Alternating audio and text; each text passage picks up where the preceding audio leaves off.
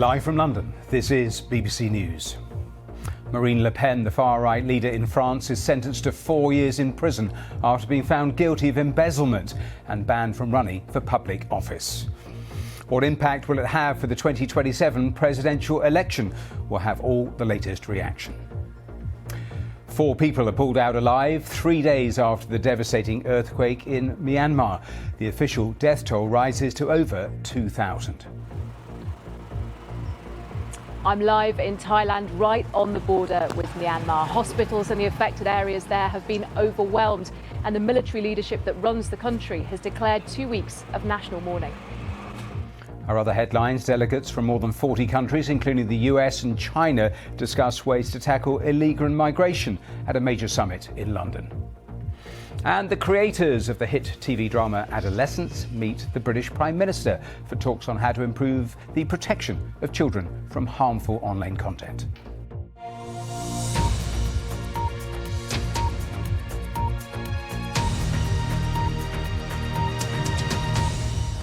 Hello and welcome to today's Verified Live. French politics has been thrown into turmoil after the leader of the far-right National Rally Party, Marine Le Pen, was sentenced to jail and banned from running in the next presidential election in 2027. It follows her conviction for embezzling money from the European Parliament. Her party claims French democracy has been executed.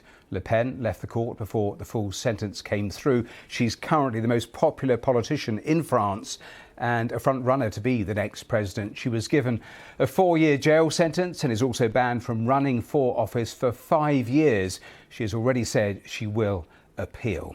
Well, let's speak to the journalist and broadcaster Christine Ochra, who joins us live now from Paris. And thank you, Christine, for being here on the programme. Your immediate reaction to what we've heard from the judge a little earlier in the day? Well, it is obviously legally correct and politically explosive. And it's a very harsh sentence. The irony, of course, being that the very laws that are being applied have been voted by Marine Le Pen and her far-right colleagues. So she's found guilty, and again, the harshest judgment possible. What do you think are the implications for that presidential election I was talking about? Well, obviously, she's already declared when she walked out of the tribunal without waiting for the end of the court to read the sentence, she is appealing. But given the fact that our courts, pretty much like yours, I presume, are overloaded, the calendar of the courts might well be between 18 months and 2 years, which gets us extremely close to our presidential election in May 27. And again, the judgment is so harsh that it's doubtful that indeed the next court, if you will, could just wipe out all these very harsh sentences that she's been condemned with. A twin final thought then. How long is an appeals process likely to take in a case like this? And in terms of her profile, in terms of leading the far right, without her, where do you think it leaves the party? Well, again, as I told you, the length for an appeal is usually between 18 months and 2 years. Now, it may well be that in this particular case, the process is a little bit accelerated. But again, it's under no one's control except the legal system. When it comes to the far right, it's of course young Jordan Bardella, 29 years old, who would be likely to be the eventual presidential candidate for the far right, but he's quite contested within their ranks. And so actually right now, there is a meeting at the headquarters of the far right trying to discuss what should be done. Marine Le Pen herself will be on the evening news of TF1 tonight at 8 p.m. French time. Christine, we have to leave it there. Thanks very much. You referenced that meeting at Party HQ. We were showing the pictures. If there is movement and she comes out and talks to all of those reporters that are around that building, we'll obviously return to that. But let's move now to the earthquake in Myanmar, because the official death toll has passed 2,000, with nearly 4,000 injured and many still missing. The military junta has a history of suppressing the scale of disasters like this, and we can't independently verify those figures. The World Health Organization says that hospitals have been overwhelmed, and international aid groups say they're trying to increase the amount of help they're actually sending. The UN has appealed for $8 million in help. Well, the quake was also felt in Thailand. 12 people died when a building under construction collapsed in Bangkok. Dozens are still trapped under the rubble, and the searches are continuing. Meanwhile, the Thai Prime Minister has visited the site. She's ordered an investigation into why this building was the only one to actually crumble in that earthquake. Well, let's go live to the Thai-Myanmar border and to my colleague Anna Foster. And Anna, every report coming out of Myanmar is absolutely devastating, isn't it? It is, Matthew, and as you rightly pointed out there, what is coming out of the country is very limited. The military junta that runs Myanmar has made it very clear. They issued a statement saying that they weren't going to give working visas to international journalists to go into the country and report. They said that they were too busy to process those and too busy to do that. So it means that we don't have that usual flow of information. And the death toll that you were talking about there, I think is particularly notable, because it wasn't updated for several days. It went to just over 1,700. It's risen to more than 2,000 today, but it took 3 days to have that relatively small jump in numbers. Now, the US Geological Survey said if you look at the size of the earthquake, 7.7 magnitude this was, and the areas that were affected, they said perhaps a death toll of something in the region of 10,000 could be expected from something like this. And what we do see, the times that we're able to speak to people, make contact, see videos that people have filmed. The BBC Burmese service are obviously doing a lot of important work in the country as well. We see collapsed buildings. We see those little moments of hope where people are being pulled out, occasionally still alive. But we do see these scenes of devastation in different places, particularly around Mandalay, which is the second biggest city.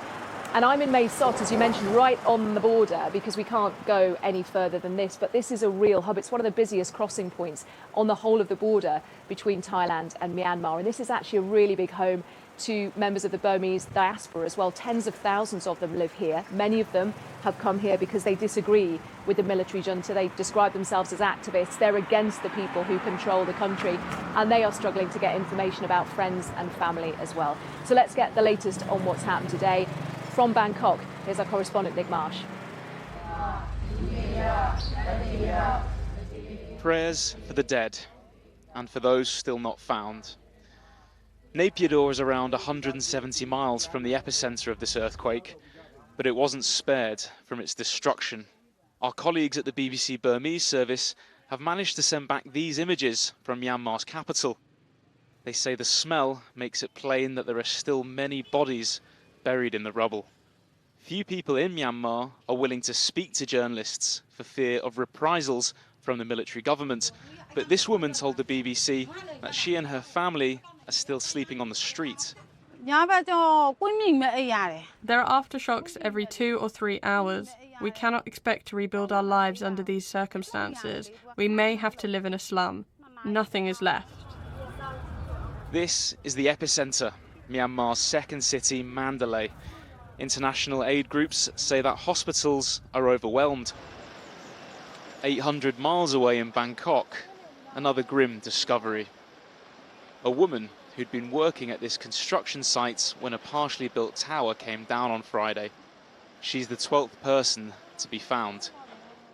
But dozens of workers remain unaccounted for here. The operation behind me is well into its 4th day, and the inevitable question now is, when does this stop becoming a search and rescue operation, and when does it become search and recovery? The authorities say not yet. We are not going to stop even after 72 hours. We are going to speed up the process because we want to get to them even faster because it's over the 72 hours golden period. Trying to boost morale, Thailand's Prime Minister visited the site this morning. She's announced an inquiry into why this was the only construction in Bangkok to collapse. Investigators are analysing samples of the steel which was used to build the tower. It's put people here on edge. These workers rushed out of another construction site nearby after rumours of cracks being heard in the office block they were building. But it appears to have been a false alarm. Thai authorities are urging for calm. The city, they say, is safe. But given the devastation of the past few days, you can understand the concern. Nick Marsh, BBC News, Bangkok. Anna, how much help is actually getting in? Well, the controlling military junta said in the hours, really, the days right after the quake, that they wanted international help, that they really wanted other countries to be sending aid in, that they needed supplies, that they needed expertise. But what we can't quite tell is how much of that is actually arriving in the country. We know that some of the neighbouring countries in the region here, China, India, for example, have sent some aid in, have sent teams in as well.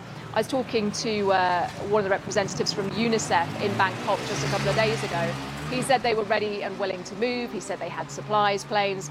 He sort of mentioned in passing that they needed permissions to get in, which he didn't think would be too much of an issue. But as you mentioned, the way that the military junta controls the country, and there are documented human rights abuses from various different groups. And one concern, I think, is that even if aid is arriving, whether or not it's being filtered, whether it is being funneled to the areas that definitely need it, it is just the problem, as we've talked so many times about over the last couple of days, haven't we, of the difficulty of really verifying what is going on. We know that some aid is arriving, but we know that the scale of this earthquake is almost certainly such that the amount that is getting in is not enough.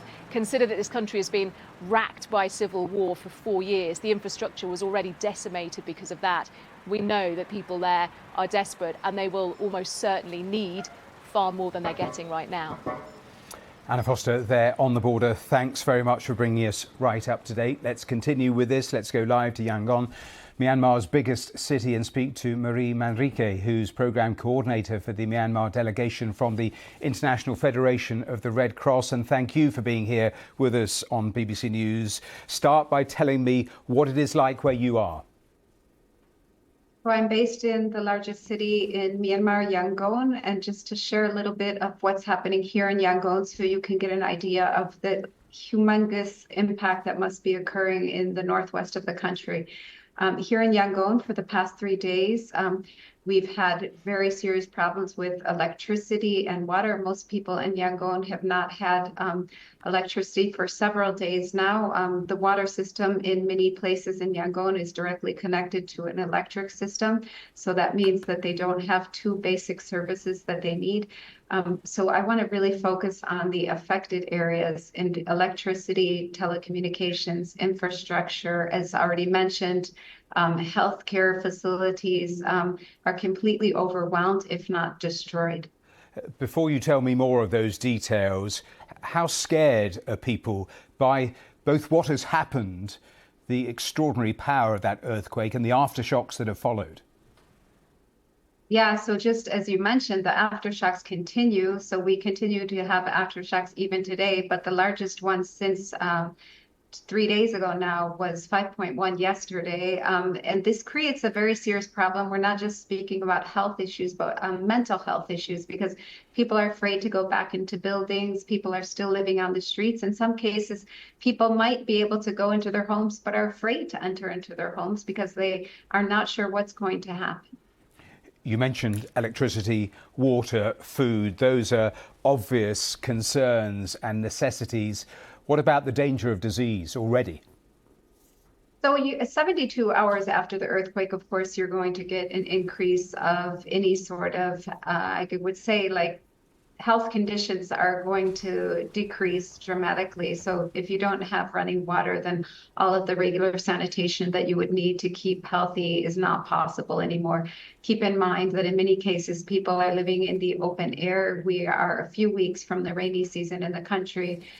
We are looking at a serious potential health crisis within the country to compound the earthquake.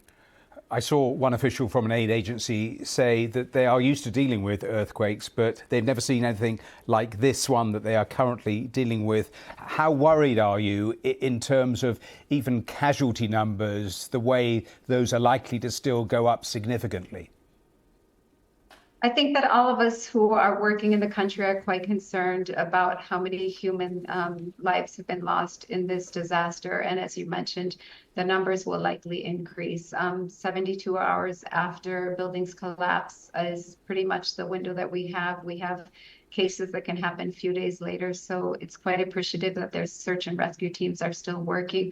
But I think if anything, we need to be focusing on what is the long-term recovery for the people that have been affected. I just want to speak to the International Federation of Red Cross and Red Crescent Societies just launched its emergency appeal for 100 million Swiss francs. And this is a two-year appeal operation that will reach 100,000 people, precisely thinking of the long-term impacts and how we can help people rebuild their lives. Well, Marie Manrique, thank you so much for taking time from all of that there on the ground, those pressing issues, to talk to us here on today's Verified Live. Thanks so much. Thanks for having me. Well, plenty more on our headline stories coming up in just a moment. Around the world and across the UK, you're watching BBC News.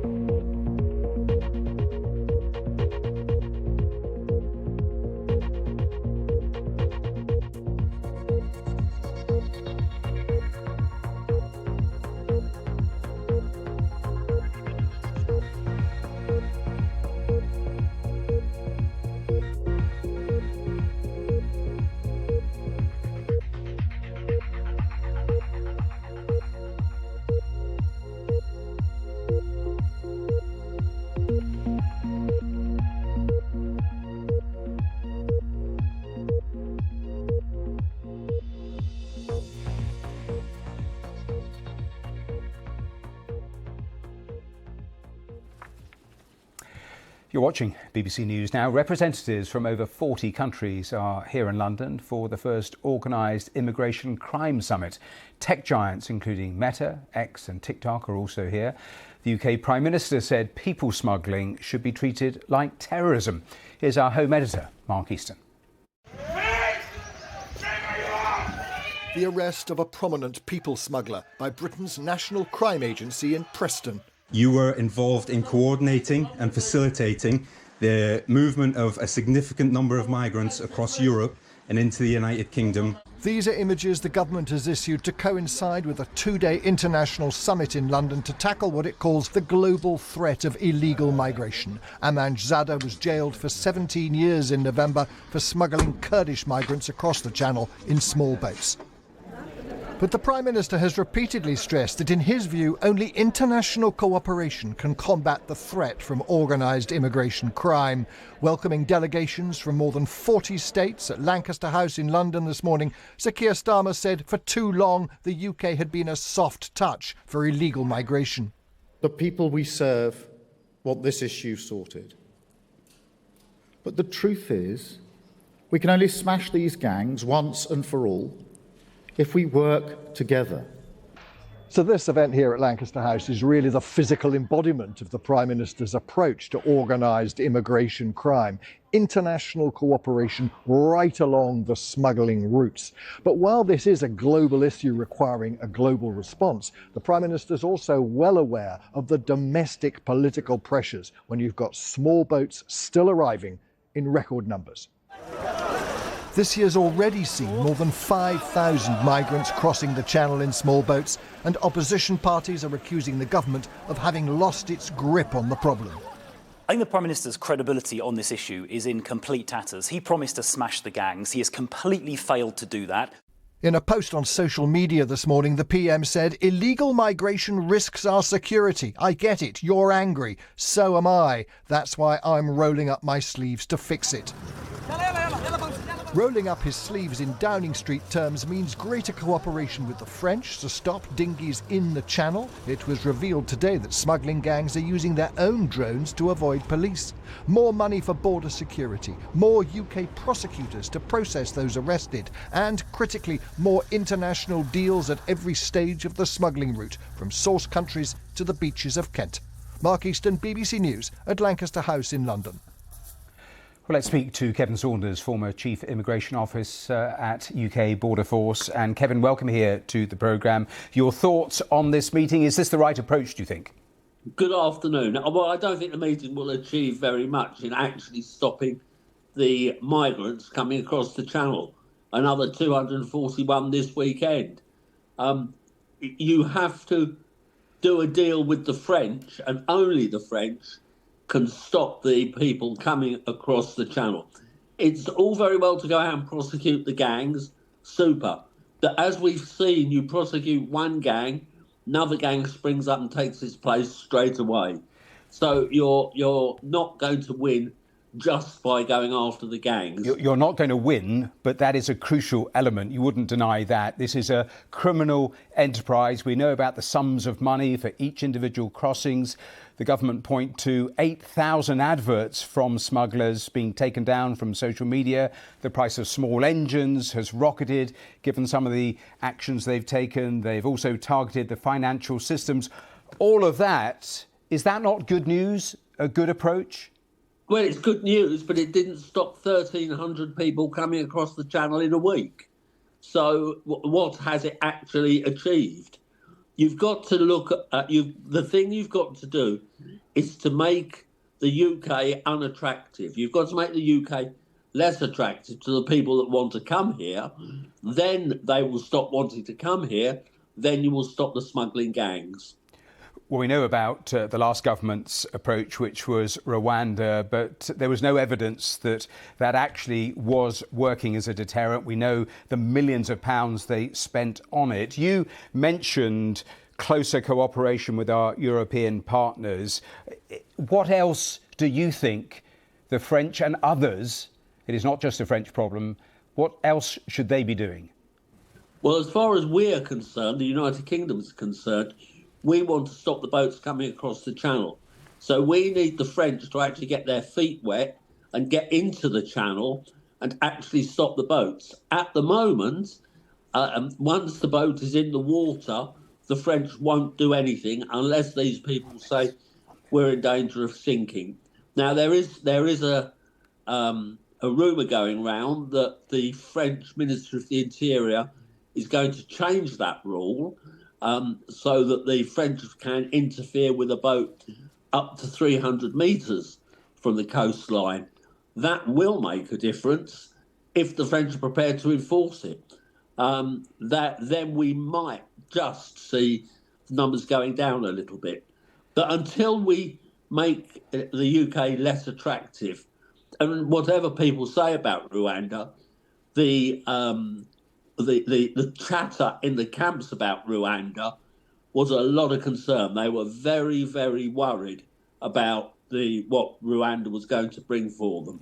Well, so it's a great shame we didn't get a chance to see whether it would have worked or not. Well, we've rehearsed all those arguments around Rwanda. Many people will contest what you just said in the final thought. But thank you very much for your thoughts on today's summit here in London. Thanks for your time. Thank you. Now here, the Prime Minister has been meeting the creators of the Netflix programme Adolescence, where he said there is no simple solution to stop boys from being dragged into a whirlpool of misogyny. The miniseries, which is being made available for schools to show for free, explores how the views of children can be shaped online. Here's Phil McCann. Jamie, if you do not sit... Look out! For sit down! You do not tell me when to sit down! Scenes like this conversation from Netflix's Adolescence have started a national conversation about male rage fuelled by social media. It's a conversation which will now make its way to schools, who will be able to show the drama to pupils for free after the show's creators met the Prime Minister this morning. Sir Keir Starmer was asked about adolescence in the Commons earlier this month. He revealed he'd been watching the show with his own teenage children. I was really struck by how riveted our children were to it, but also, frankly, the fears and worries of parents and adults across the country. I want you to tell me the truth. The fictional drama looks at the factors which could have turned 13-year-old Jamie into a killer. He's accused of stabbing a girl. Love, they're protecting him. We've been through all this with the lawyers. It stars Stephen Graham as his dad, who also co-wrote the show after seeing news reports of violence against women and girls committed by younger men and boys. And I'll be dead honest with you, do you know what I mean? It really hurt my heart. And I went a bit cold, and I just thought, what kind of society are we living in today where this thing is becoming a regular occurrence? And that's kind of where the concept of the idea sort of started. We do have someone suitable if you're unable to do it, but Jamie has asked whether you'll be his appropriate adult. The show has already broken records as Netflix's most viewed limited series ever in its opening 2 weeks. It's the streamer's #1 show in the US and became the first streaming show to top the UK's TV ratings. The show's creators want new laws to stop under-16s accessing social media, like in Australia. Researching the show required going into the darkest holes of the internet. It doesn't take long to access. And these kids are being polluted by this stuff, and we need to stop that pollution. And parents can do a lot, schools can do a lot, but actually I think as a parent of a almost 9-year-old, we need government to do something because they need to control the conversation on this one. There's that beautiful saying, it takes a village to raise a child. And Jack twisted that narrative a little bit, and Jack said, it also takes a village to destroy a child. Shouldn't we have done more, though? The government says the Online Safety Act is targeting the most harmful material online, but that it wouldn't hesitate to strengthen that law. Phil McCann, BBC News. Straight to breaking news now, and let me tell you, just in the last few moments whilst we were watching that report, news from Lithuania's president, who says that 3 US soldiers that went missing in Lithuania last week have been found dead. The search is ongoing for the 4th missing soldier. You remember that story? The president was asked about it in one of his news conferences and said he didn't know at that stage any of the details. Well, they have earlier in the day found the vehicle that the American soldiers were in. That was recovered earlier today, and news now, confirmation that 3 of the soldiers that went missing have been found dead, and the search is still ongoing for that 4th missing soldier. Those details just emerging in the last little while. As I say, some of that detail coming from Lithuania's president. We'll keep an eye on that. If there is more, we'll obviously return to that. We'll have more on that story, more on all of our headline stories, the latest from France, the latest on the earthquake. All of that is coming up here in the next few minutes on today's Verified Live. Don't go away.